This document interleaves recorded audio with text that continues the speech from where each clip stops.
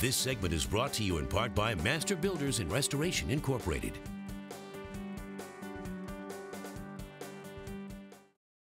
As you're looking around this kitchen remodel and you're thinking, gosh, I wish this was my kitchen. I know I am. We're going to tell you the steps you need to take to get a remodel like this. I'm here with Jeff right now of Master Builders, and we're in a local home that you just redid. First of all, gorgeous. Thank you, thank you. Now tell me, what did you do in here? They had a dark, gloomy kitchen. She asked us to come in and we designed a much brighter kitchen that fits her style and some new lighting. We finished this actually about 4 months ago. They're very happy and very pleased, and they've even asked us to come back and do the bathroom.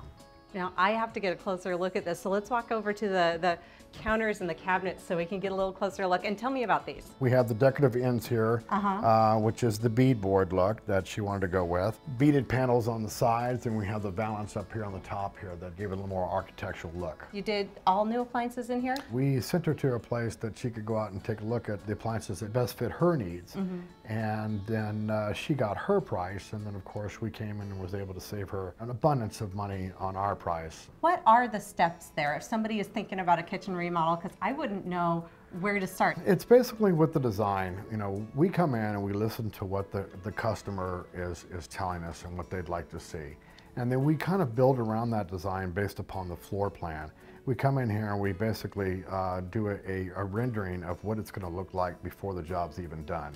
At that point, we also talk about a budget. Kitchens can fluctuate in between $25,000 to $60,000 to even higher than that. It's just a matter of what basically fits their budget and what makes sense to their home, because you never want to try to overbuild something that doesn't really work with the home. You kind of break that down for people so that when they're going out and saying, I want this cabinet or I want this countertop, talk to me about how you do that. We try to keep them in check a little bit. We've agreed to a budget, so at that time, we basically give them allowances. We put the estimate together in very much detail, and then we put an allowance on there basically stating, well, when we put this estimate together, we were talking about, you know, an $800 stove versus a $1,500 stove.